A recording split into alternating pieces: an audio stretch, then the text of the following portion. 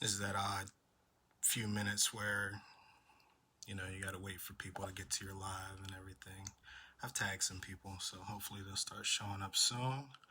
Hopefully people remember what this was.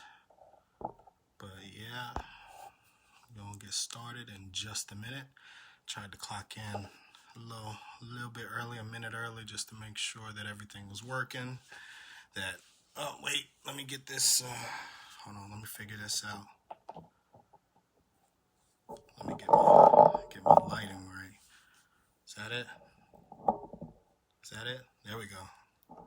So I look like a shadow on this thing. There we go. All right. So we are here. This is the birthday book launch. I am your favorite author, N.M. Porterfield. I want to thank everybody who took the time or who will be taking the time to watch, to take part, participate, and all of that. It has been a very busy year for me as a writer, as an author. I've done a few different things that kind of stretched my own expectations in a few different ways. So, of course, if you know me, if you're familiar with me and how I write, I typically write more than one book at a time anyway. So, putting out a bunch of books at one time is not that odd if you know me and you know how I write. Taking it back to my very first book that I ever published, The Lover's Manual. That book it probably took me about 2.5 years to finish. That was my first book. It took me 2.5 years to finish, but that was a good learning experience. I had to learn how to put my voice to paper and how to make my words be impactful so that people would resonate with it. Right. Resonate Publishing is actually the name of my book company. So it took a little time for me to learn the process, but once I got it down packed, I was like, oh, okay, now I know how to do this. And then I got in a groove where if I didn't have other things going on, I could probably put out a book a month if I wanted to. And that's kind of where I'm trying to get to is to be able to put out a book every month. Let you be a Z-list actor. It's a good thing that you brought that up. So this book and one of the books I'll actually be doing a reading for is Candy. So it's a good thick book, 400 pages. And so on top of it being a book, it's also going to be my first screenplay that I'm going to be writing for. So I'm still debating on if I want it to be a feature film or if I want it to be a series. If you watch anything on Netflix, I would say probably about a third of the movies and TV shows that come out used to be a book at some point in time. So that I'm thinking that's going to be my goal is to try and get one of my books there. But yeah, definitely that is in the plan is to turn one of these books into a film. So yeah, this year, man, I was busy. I went back to school and was still writing. Of course, we got the little one running around here. The Deuce, Nigel number 2, has been running around here, so he keeps us busy as well. But thankfully, I was able to find time to write, to be able to get this stuff out for you guys, and then going into the future, I want to be able to bring more content to you guys. So one of the things I did, I put the link in the description of the video. It's for my Patreon. So if you support my Patreon, and there's 4 different tiers you can select. There's $1, $3, $5, $10, right?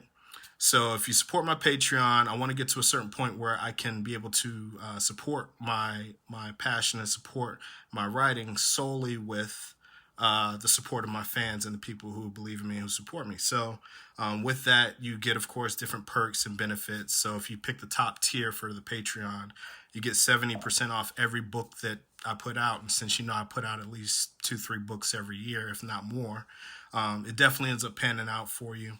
70% off of a book that's 400 pages long is going to save you a good amount of money. So definitely if you're someone who's a reader or you think you're going to be buying a bunch of my books, I would advise you to sign up for my Patreon.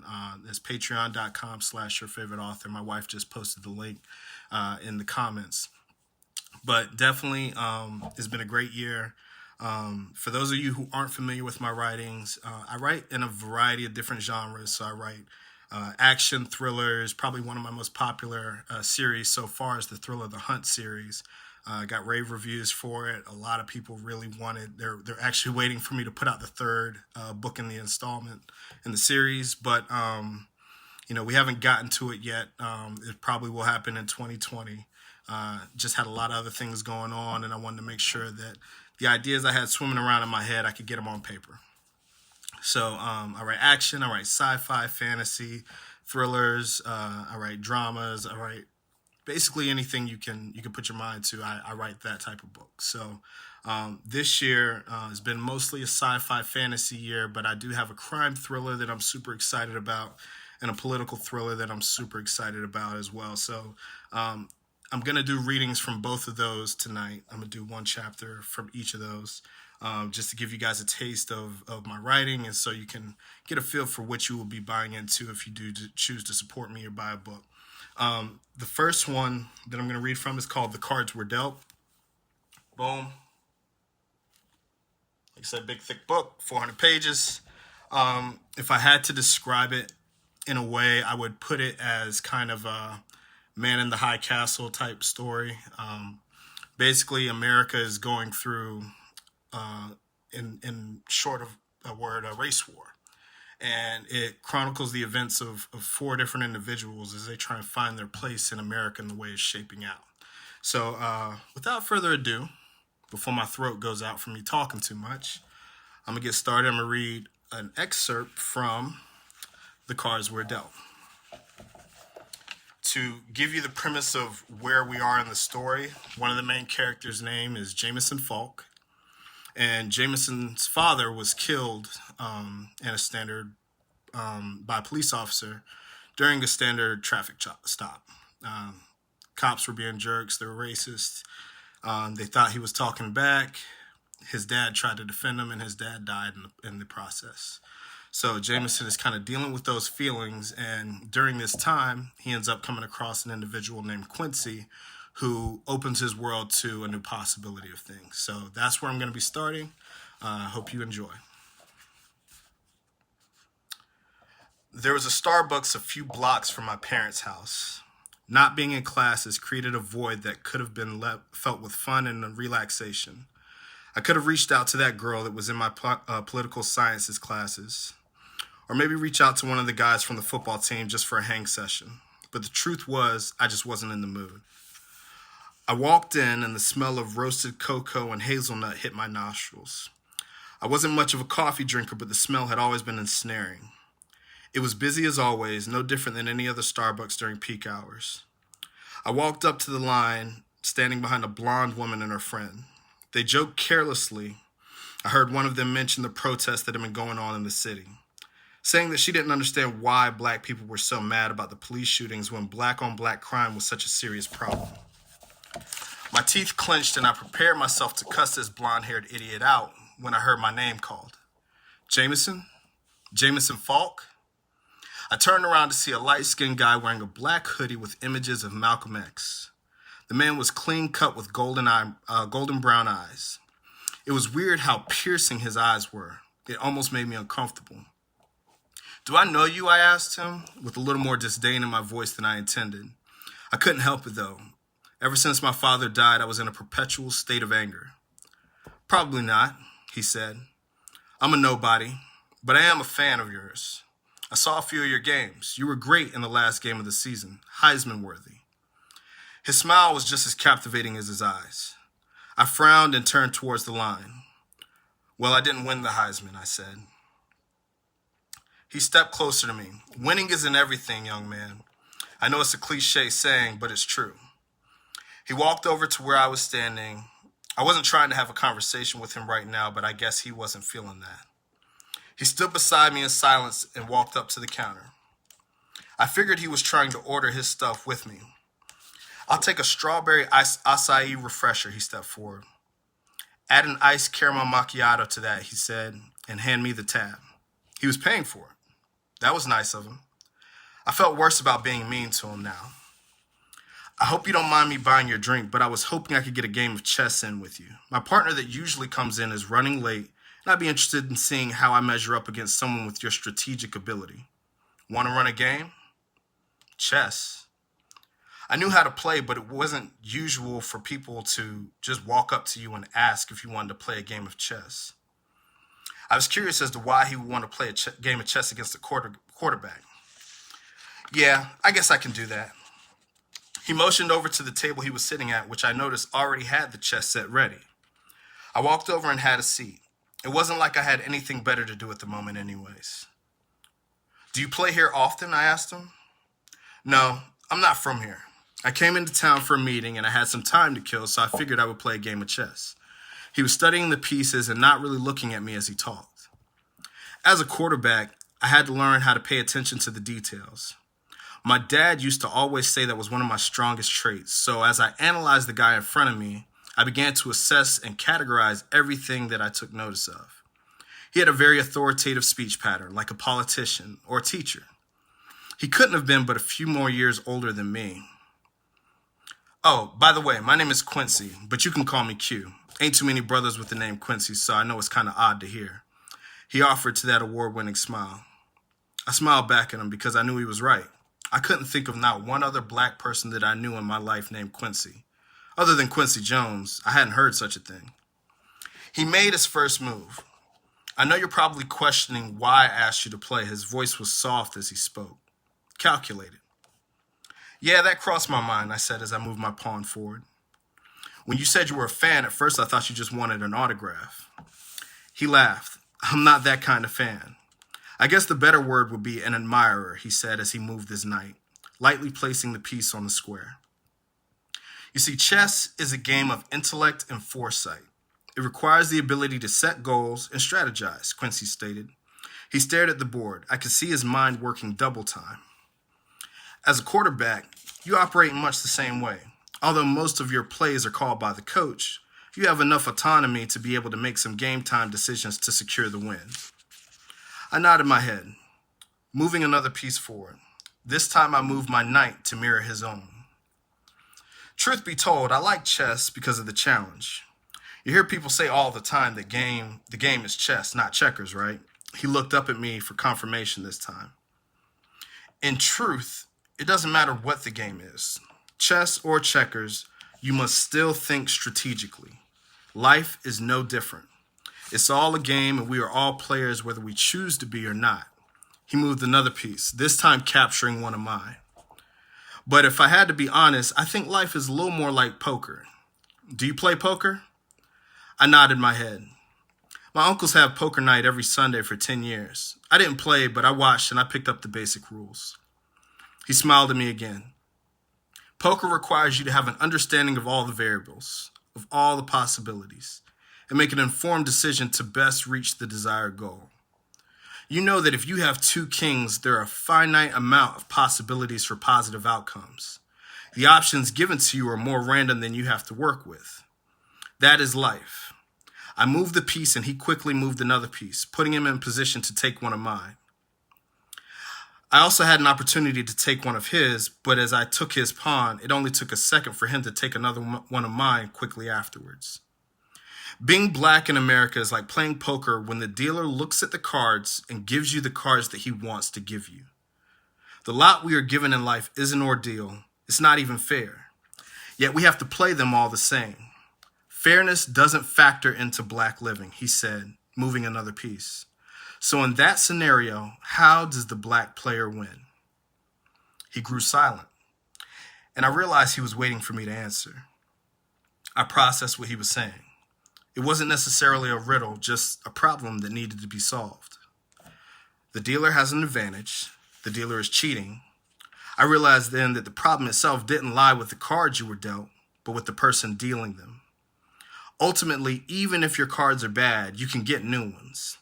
But if the dealer continues to give you similar cards, then you're putting a Band-Aid over a gunshot wound. Ultimately, if the player wants to win, he has to either get control of the deal or walk away from the table. The game is rigged, and if you can't control the deal, you won't be able to win, I said. He stopped and stared at me. Once again, he was smiling, but this time, the smile wasn't like the others. This one was more inviting. It was more triumphant, as if he had just cashed in on a winning lottery ticket. Intriguing, he said. Time passed. We continued the game until I finally got him in check. He maneuvered out of it and put his hand over the piece. "I want to make a wager with you, Jameson," he said. "If you win, I will buy you your coffee for the next week. But if I win, you have to come to my meeting tonight." I thought about his requests. I didn't have any plans tonight. And I guess I didn't have to worry about spending the rest of my winter bored out of my mind. But something seemed off. "What type of meeting is it?" I asked him. I didn't want to get roped into some type of Scientology cult or something. He leaned back and pointed at his hoodie. "Our kind of meeting. A group of people who are fed up and don't want to do something about it." I realized what he was saying. It may be good for me to finally talk to some people who felt the same way I did. I was growing tired of hearing people say, "Talk to me so I can understand," and knowing that they have absolutely no clue what I was going through. It wasn't a bad arrangement. Plus, I didn't have much to lose either way. "Bet," I said to him. He smiled his Oscar-worthy smile again, and I took his hand off my piece. Game on. We sat for another half hour, and in that time, his queen and bishop quickly dispatched the remaining pieces on my board. I tried to avoid his pieces by centering my king. He moved several more moves and had me in checkmate. As soon as the game finished, he stood up. "I win. So, do you want to ride with me, or do you have your own ride?" I looked around confused. "Wait, now? I thought you were waiting on someone." He pushed his chair in and motioned for me to follow him. I found someone more interesting. I was starting to feel unsure of my decision, but I was a few inches taller than Quincy and in much better shape.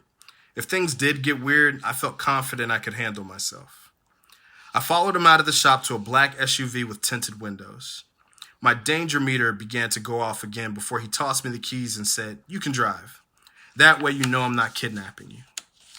I tossed the keys back to him. "It's okay. I trust you. Somewhat." I grinned at him. He nodded and made his way over to the driver's side while I hopped in the passenger seat.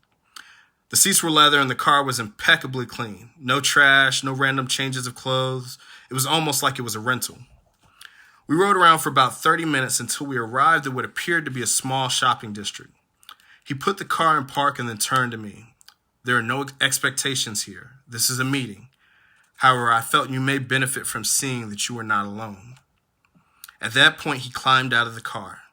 Hopping down from the lifted SUV, "Follow me," he said, and made his way up to the building that looked a lot like an old dance studio. The lights inside were dim, but I could see a few dozen people inside. He walked around the backside and indicated I should come with him. I followed him, studying my surroundings just in case this was an attempt to kill me or kidnap me. He walked through the back door. Each step was with purpose and intent. He belonged here. That much was obvious. But beyond that, the people inside knew he was supposed to be there. He held his hand out, indicating that I should stop where I was, and I halted in my tracks. He made his way onto a stage, which lifted him slightly above most of the people in the audience. I stood behind the curtain. As he approached the microphone that was on a singular stand, I began to listen to his words. He cleared his throat and stood before the microphone with his eyes closed like he was beginning to recite spoken word. But instead, I listened as he recited the name of every person who had died this year at the hands of police or racism. John Jones, Tabron Collins, Ezekiel Feeney, Dominique Bradbury, Donovan Bradbury, Michael Johnson, Wesley Ngobo. He continued for 5 minutes listing name after heartbreaking name, not stumbling once, pronouncing each name accurately and with power before ending with my father's name, Thomas Falk, he said, turning to me. I realized now what he meant by being with people who were like me, which made his running into me seem even more odd. Did he know that I was going to be there? Either way, I was noticing he was an amazing orator. "We know who we are. They do not," he stated powerfully. "They claim we are thugs and miscreants. They treat us as less than when we are greater than the sum of their misconceptions. There are systems in place meant to keep us down, but we will not concede anymore." Applause and cheers erupted from the audience. I watched as he stirred the hope and passion in the crowd. I don't even think I've seen someone move a crowd like that ever. Even Dr. Martin Luther King probably would have been in awe from Quincy's delivery. I don't mean to take all the time because in truth, this night isn't about me. It's about you. It's about our community. It's about making sure our future is secured, and this is where it starts. He made a fist on that last statement, emphasizing it was important. Before I continue, does anyone else want to share their experience? A woman spoke out about her son. Now, while sitting on the porch of his own home, while sitting on the porch of his own home, playing with a neighbor, he was shot by a cop who got a call about two gang members fighting. Her son died almost instantly.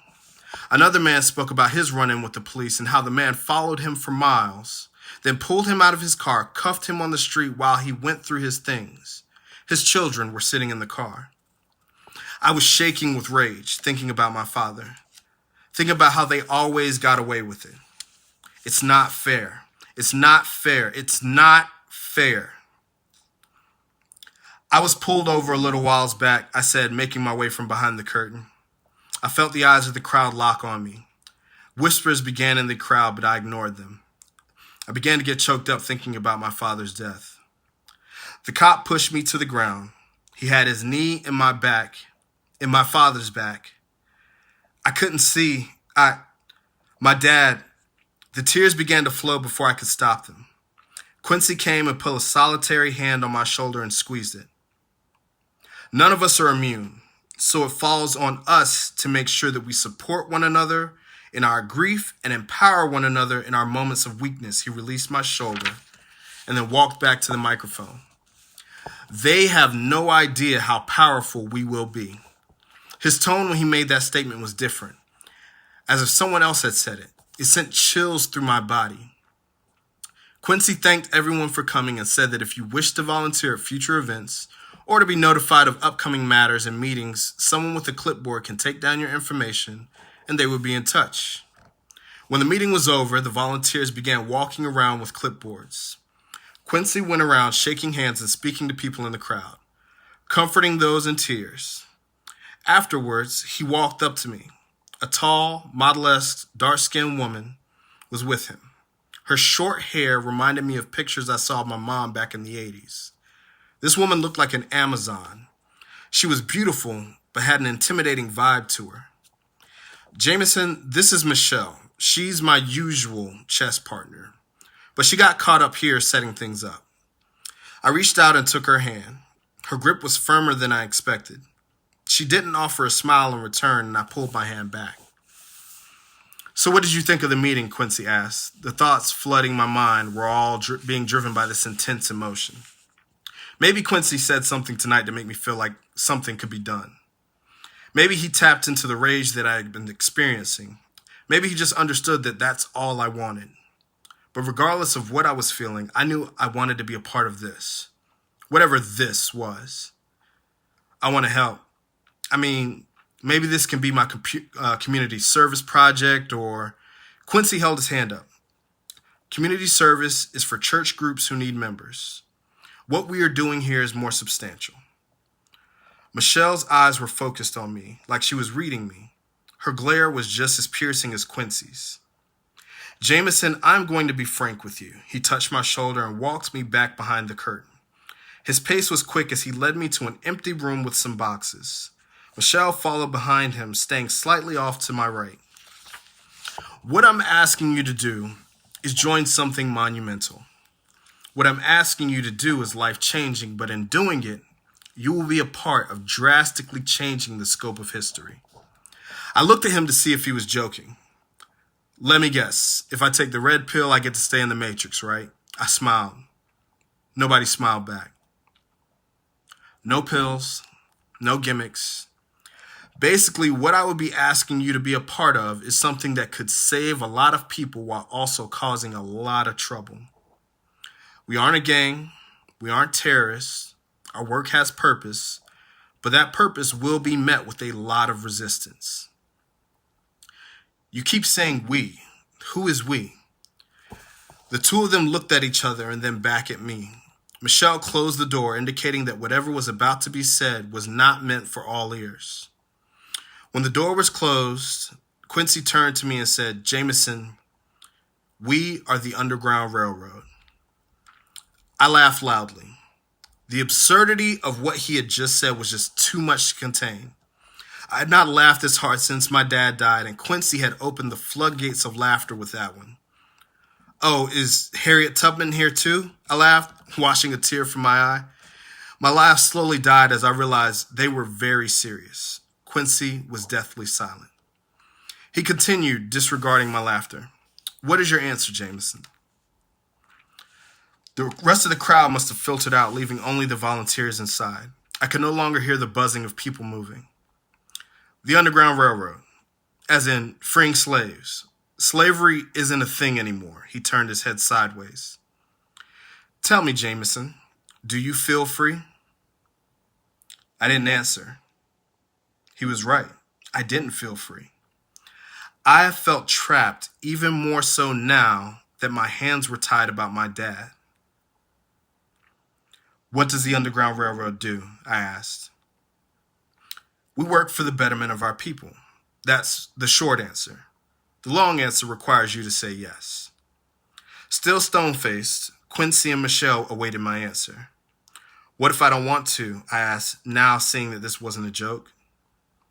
What would happen? Would they kill me? Then you go home. You live your life.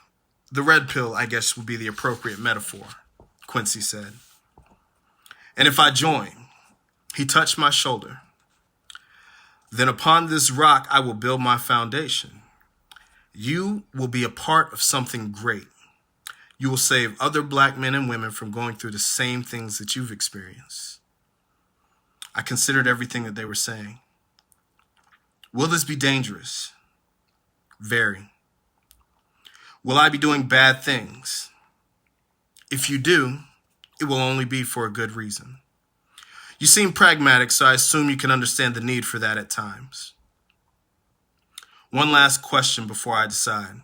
He looked at me amused. Shoot. Why did you join? He looked shocked at my question at first, and then recomposed himself. My membership is not so much a matter of joining. I didn't choose this lifestyle. I was born into it. But if you're asking why I continue to push the work of the Underground Railroad, then that answer is more simplistic. He nodded. Because I view this as a matter of survival. And for us and people like us, there is no alternative. This is the hand that we were dealt. Leaving the table isn't feasible, so we have to control the deck. I finished. He smiled at me. Yes. I considered everything he was saying, but I just couldn't get myself to say yes. He seemed to read my discomfort and answered prior to me saying anything. Think it over. If you want to come on board, you can come to that same Starbucks. Ask for the manager and tell them that you have an interview with Quincy. Do you own that Starbucks or something? I asked. No, he smiled. But the manager has my information and he can get in touch with me. He holds his hands out. It's been a long day, Jameson. Let's get you back home. So, that is one chapter from The Cards We Are Dealt. That's a book that I feel really, really good about. I'm really excited about seeing how far that book can go because it's one of the ones that I feel like can be made into something more. I want to take a second to once again thank everybody who's watching me and listen to me talk for, I don't even know how long this live has been going. I don't know how long I've been reading, but I want to thank y'all for coming out once again. This is a part of my birthday book launch. We had 6 books that came out. Yeah, it could be a movie. I 100% believe that, and we're going to speak that into existence. Yes. But yeah, this is a part of my birthday book launch. So we had several books come out at the end of this year. These are books that I've been working on throughout the entire year. We've got The Cards We Dealt. We've got Candy. We've got Baron's Wasteland, which came out earlier this year. We have Warlock, which came out in December. We have Journey the Traveler, which came out in December, and Ascension, which came out in December as well. So quite a few things for you guys to look forward to. And I definitely hope that if you haven't got a book or you haven't ordered one already, you do order one in the coming weeks or days or months or however long. Definitely a great Christmas present to get to family and friends. If you have any family members or friends who are readers, definitely let them know that my book is available. You can order it. You can DM me. Any way you want to get in touch with me, I'll get you a book. And as a matter of fact, if you order before the end of the year, I will autograph that book and everything. So I have terrible handwriting, so I have to actually practice my autograph. I've thought about cheating and getting my wife to write my autograph for me, but she won't do it. So I actually have to definitely work on my autograph, but I will autograph any book that is ordered before the end of the year. And Mother, I will be sending your invoice tonight. I've just been busy running around this weekend with the kids. Run around with the kids, and then we had Christmas party and other things to go to. So we've been very busy this weekend, but I will get that invoice to you.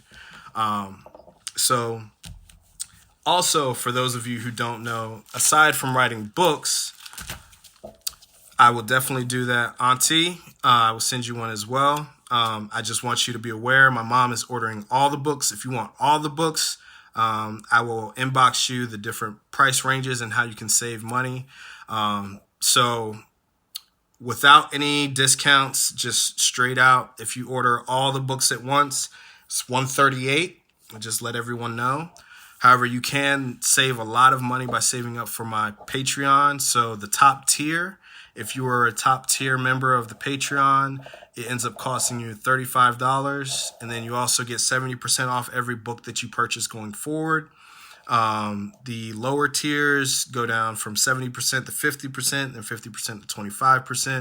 And then the lowest tier is $1 a month, but it doesn't get you any discounts, but you get access to some cool content. And then next year I'll be doing some merchandise giveaways. Thanks, Ma. Next year I'll be doing some merchandise giveaways as well. So, definitely it benefits you to be a part of that. Outside of the books, I write books, of course. I've written over 20 books, between 20 and 30 books. I got to actually take the time to count them. But I also have 2 comic books as well that I've written for. I do not draw them, but I do have an artist that I worked with. So the first is Ghost. I got that made in 2016. And then the second is going to be a part of a recurring series. It's Golem Gladiators. You guys probably remember the Kickstarter we did for that. That Kickstarter was successful. So if you want to order one of those, these are also available on my website.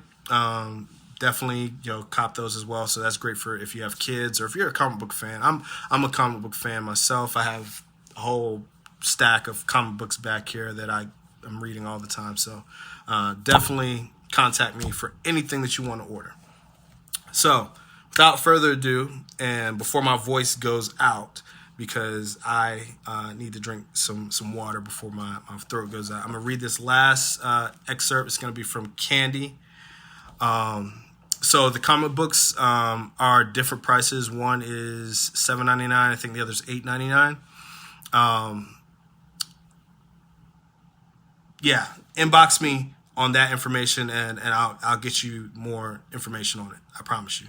I promise you I will. But yeah, so I'm going to read the last book. So Candy, if I had to describe Candy, if I had to describe what this book was, it's kind of a mix between Snowfall to me and Insecure. That's kind of a weird, combination, I know, but that's kind of how I looked at it. It was like is a mixture between Snowfall and Insecure. The main character, she grew up. Her parents were separated, but her father and mother were both very active in their lives. Her dad grew up in the streets. Her mother was a very church-going person. So she, after her father died, she tried to go the right path. She tried to go to college and do what she was supposed to do, but she struggled to find a job. She was dating a guy that was kind of a deadbeat. He wasn't really doing anything to help contribute to their income. And she hits a low point where she can't find work. She can't pay her bills. Like, she's struggling just to get by. And I'm sure all of us, well, I won't say all of us, I know I have at some point been like, man, what do I got to do to make this money? Let me watch Breaking Bad and figure out how he made all those millions, because that sounds like a good idea to me. So she becomes involved in the streets, and she actually figures out that she's really good at it. She's a natural at it. And she starts growing her empire into something that garners a lot of attention. So, with more power, you're going to have more enemies and stuff as well. So it navigates her growing and becoming this drug boss and taking over the streets and not kind of doing things in an unconventional way so that she can make her own way in life versus following the path that everyone tried to set for her. So I'm going to read this excerpt from Candy, and then I'll take questions, and after that, I'll be done, man. So I am going to, give me 1 second, because I'm going to read a different excerpt because of the fact that the one I originally was going to read, I realized might be a little adult for certain audiences, and because this is live and I do have younger people who follow me, I don't want to have some have some inappropriate stuff being read to them. I'm all about the family. I'm a family guy, so give me 1 second while I get to the right chapter that I'm going to read. But definitely in the meantime, if you haven't already, go to my Patreon. It's patreon.com/yourfavoriteauthor, favorite author, and sign up. So give me 1 second here.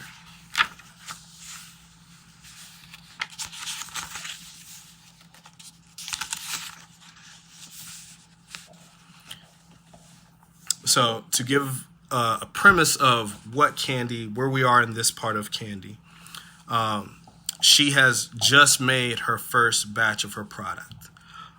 She has tested it.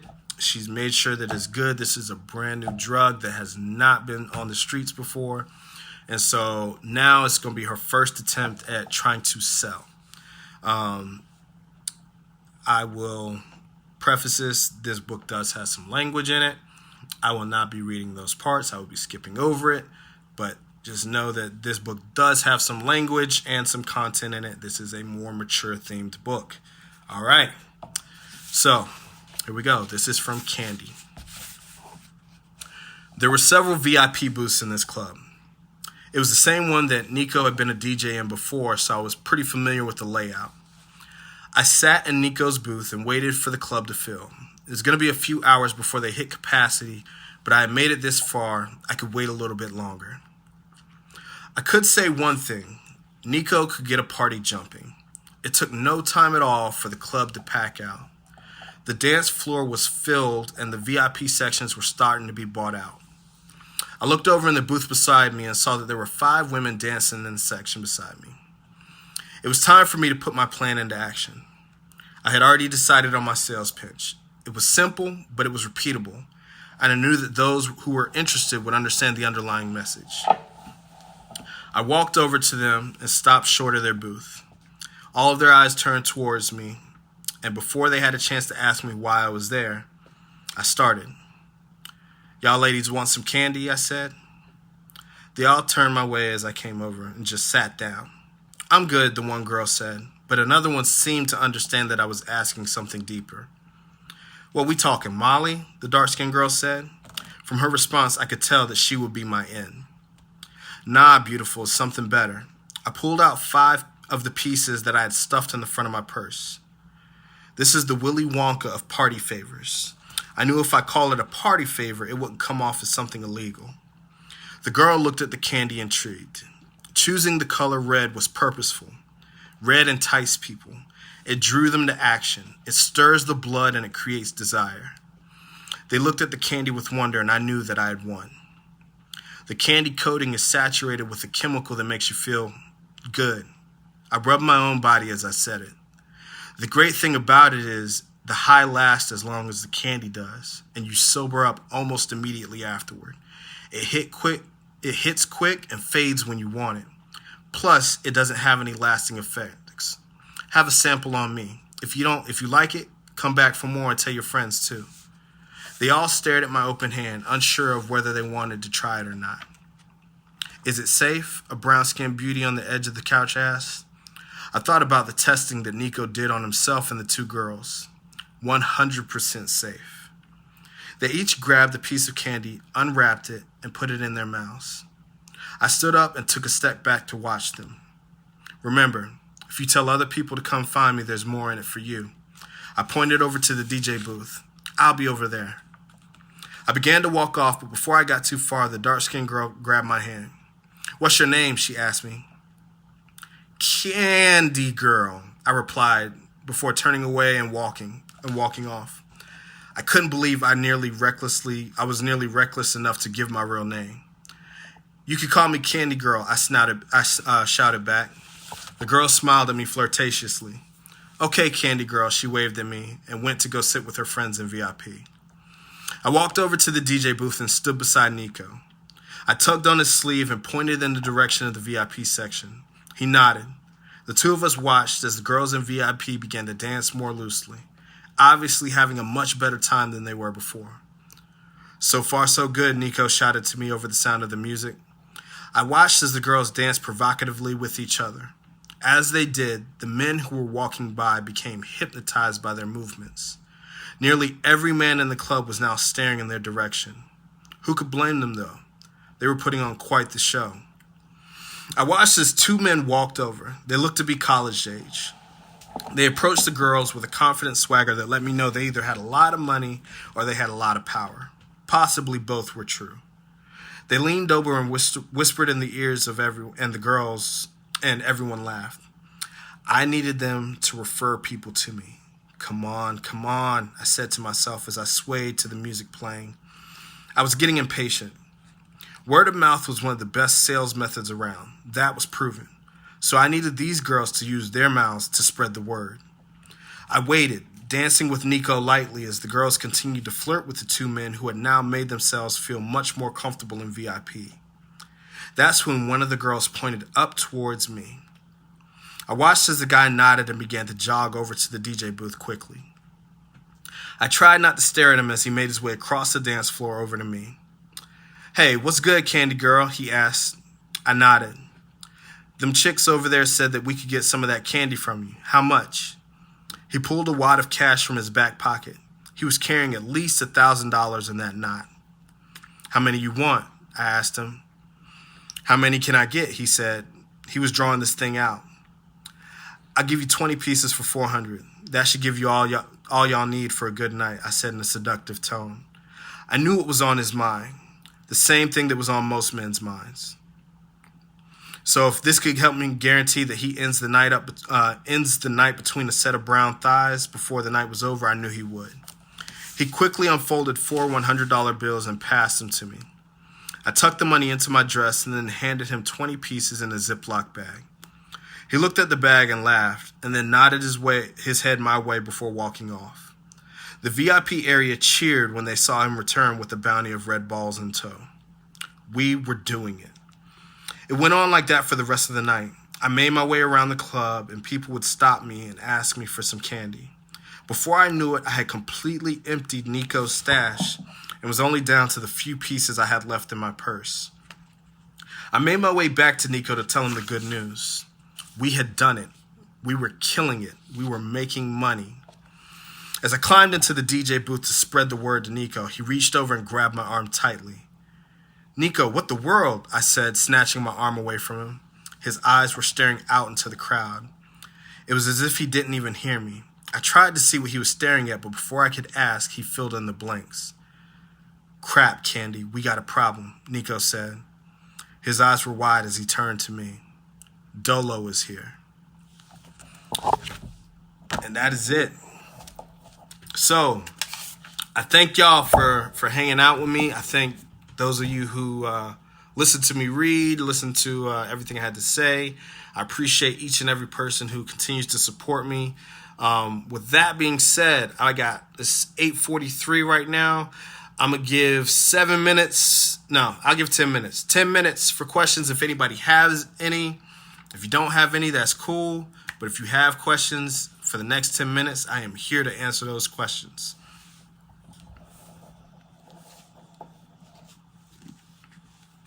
And the books that I read from, and the cards that we are dealt, Candy. Candy is the one that I'm hoping turns into a Netflix series. That is the goal. See me on Netflix. Boom. Let's go. We're going to speak that into existence. But yes, for those of you who do not know my story, I started writing back in 2015. I started writing long before that. But I finished my first book in 2015. When I started writing that book, I was still sleeping in my car every once in a while. Cars broke down all the time. It was a rough point in my life, but I started it and I finished it in 2015. And then I've been going full steam ever since. So, this is what I do. This is what I love. I want to do this full time, support me and my family. That's all I care about is writing books and writing stories and telling stories. That's what life is about. Whether it's music, whether it's plays, storytelling is what makes the world go around, and that's what I enjoy doing. Hey, Tierica. What's going on, Christian? Jerron, thanks for dropping through. I will definitely inbox you once this video is done. Hey, Auntie, how's it going? So once again, if you have any questions about anything, definitely reach out to me. It was actually before high school. I mean, if you include poetry, it's before high school. I do poetry as well. I have 2 books of poetry that are available for sale. If you are a fan of poetry, you can purchase those as well. But yeah, I definitely, I've been writing almost my whole life. Started with poetry, and then after poetry, I did music for about 5 years. I was a hip hop artist, and then I managed several other artists. Those people were the collective known as Black Titan Entertainment. Great people. They are essentially family to me and are an essential part of my story as well. So I'm forever grateful to all of those members.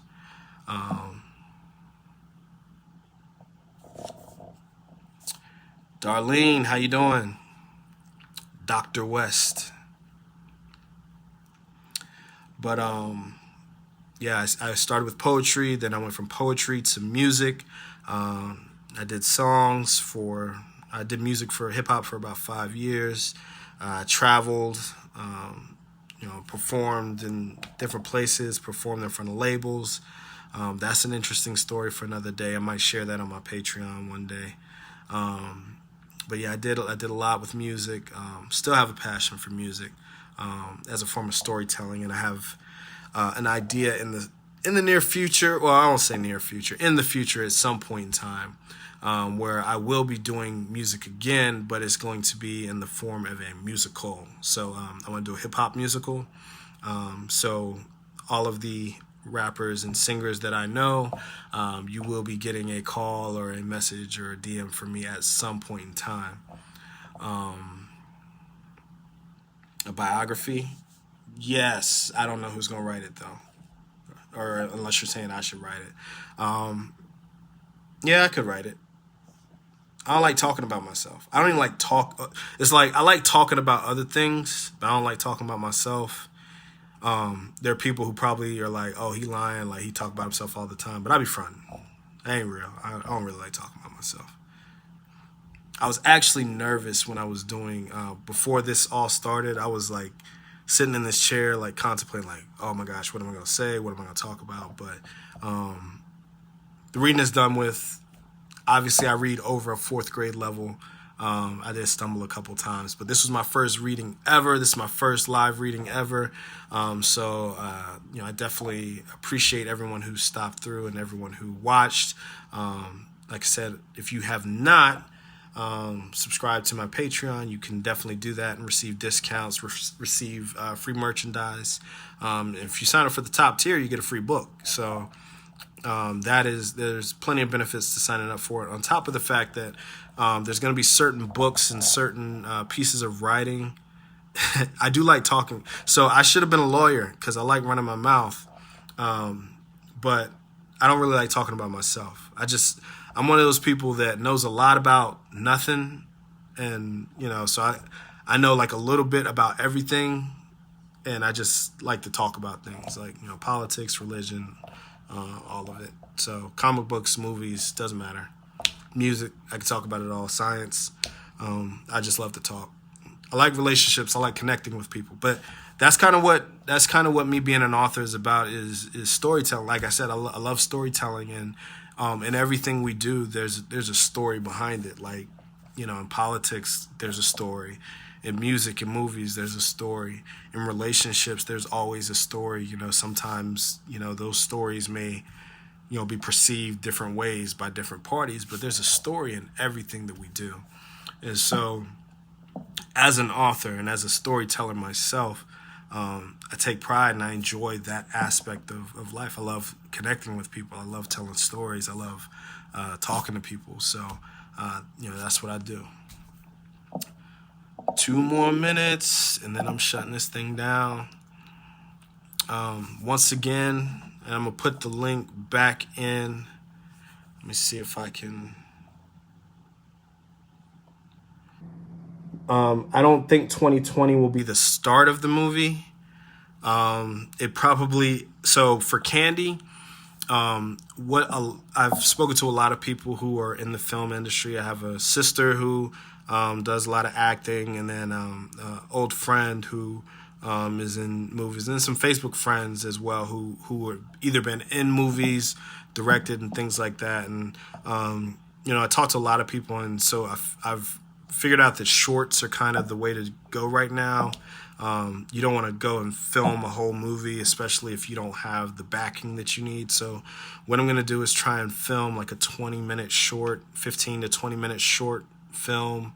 Not even really a short film, just kind of a little clip to get people interested in it and get get a following behind it. And we may film that in 2020, but with what I have going on next year, I want to be more realistic about my goal setting. So I don't want to set goals for myself that are going to be too hard for me to reach or unrealistic. So I definitely want to set a goal for it in the future. 2020 is like, if something happens where all these other things fall into place, then yes, 2020 would be a goal. But I'm looking more realistically at 2021, late 2021, or maybe 2022 for filming.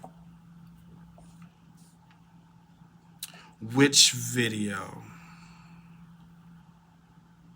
You gotta give details with that, Auntie, because when you say that video y'all did, there's a lot of videos circulating on the internet. I don't want people thinking I got some weird stuff out there.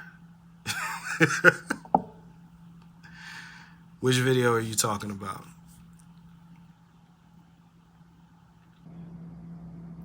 I think that's supposed to be stars. Yes, I do remember that video. I don't even know if Stars is still watching this or not. If you're talking about the one I think you're talking about, are you talking about the one we did for that contest where we had the song and everything with it? If you're talking about that one, that was a fun project, but that was a terrible video. No. We had my homeboy Chad. I don't know if he's watching either. Yeah, my homeboy Chad came, and we had him be like this, like boss enforcer guy. He kicked in my apartment door, and we had him like throwing us. We was doing our own stunts, and we had him throwing us on the ground, like he was throwing me on the ground, like it was like a fight scene and everything in it. Poorly choreographed, poorly filmed. Stars was like a ninja. He dropped down from the trees, and it was fun. Like I said, I had great moments with the Black Titan crew and their forever family, but I would not shoot another film of that caliber. If I did, I would need so when we filmed for Candy, I'm getting a film crew.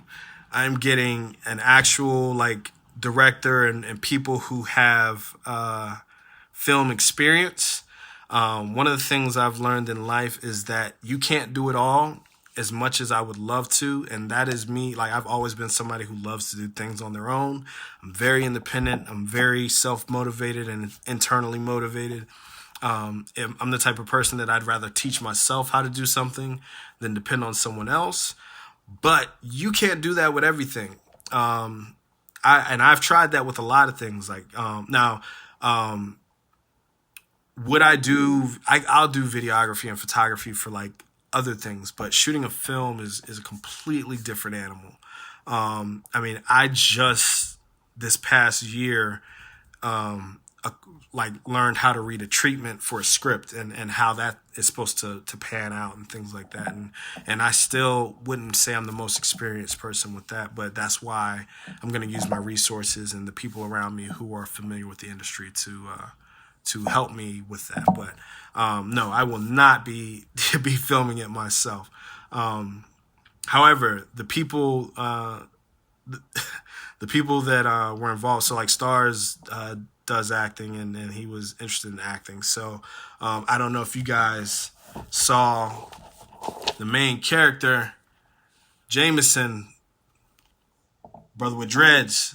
So if Stars wanted to audition for that role, he would definitely be welcome to it. But no, I will not be filming it. I will get someone who makes a living filming things and specifically filming movies to help me with that. I'm not going to do it myself. Any other questions? And yes, as much as possible, I'm going to try and maintain myself as an independent author. So one thing about me as an author, so my very first book was done through Amazon. I did, Create Space and independent publishing. And so that platform is good for people who want a way to get their books to people that's relatively easy and cost efficient. I'm gonna talk about it in a way where I don't want you to feel like I'm knocking the process. If that process works for you, that's great. My very first book, The Lover's Manual, which I think I have around here somewhere, is somewhere around here. My very first book, The Lover's Manual, published through Amazon. And you already know Amazon's going to get a percentage of your books, which is, fine because they're giving you global brand and global outreach. I had somebody buy my book in Japan when I sold The Lover's Manual. So that's cool, and that's awesome.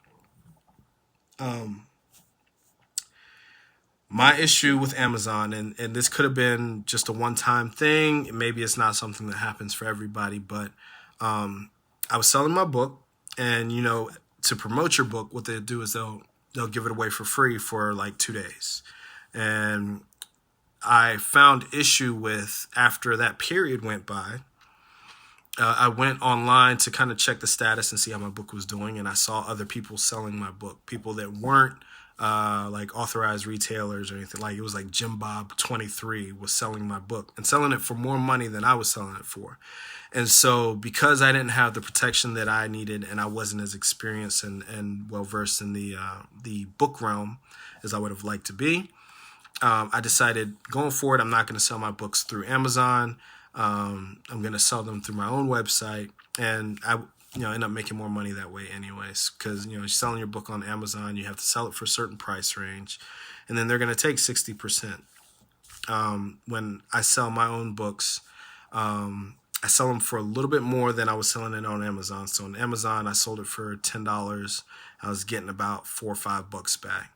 I have to do a little more work on my own when I buy directly from the printer. So when I buy, of course, I have to pay for the cost of the books, and that can go anywhere from $5 and $10 to $15. Then I also have to pay for shipping, which, depending on where you stay, I've had to pay as much as $12 for shipping before. I try and charge a flat rate for shipping, but overall, I'm in a better place selling my own books myself financially, and then I have a little more control over who has access to my books than selling it through Amazon. But I'm not saying that, if you're an independent author, you shouldn't go through Amazon. If that works for you, definitely, have at it. But I'm a big advocate for building your own brand, selling yourself, and people believing in you. So that is my goal, and that's what I'm doing with my book. So once again, I want to thank everyone who checked out my video. I read for a long time. I talked for a long time.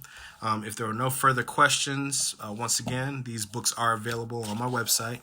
Like I said, it's a good thick book, 400 pages. The Cards We Are Dealt by N.M. Porterfield. Candy by N.M. Porterfield. You also see the big candy poster in the background. Can y'all see that? I think y'all can't. Wait, let me move. Boom. The big candy poster behind me. We also have Warlock, Ascension, Journey the Traveler, and Baron's Wasteland are also available. I love you too. I love all of you. Thank you for supporting me. And it is your favorite author. I write books. Y'all have a good night.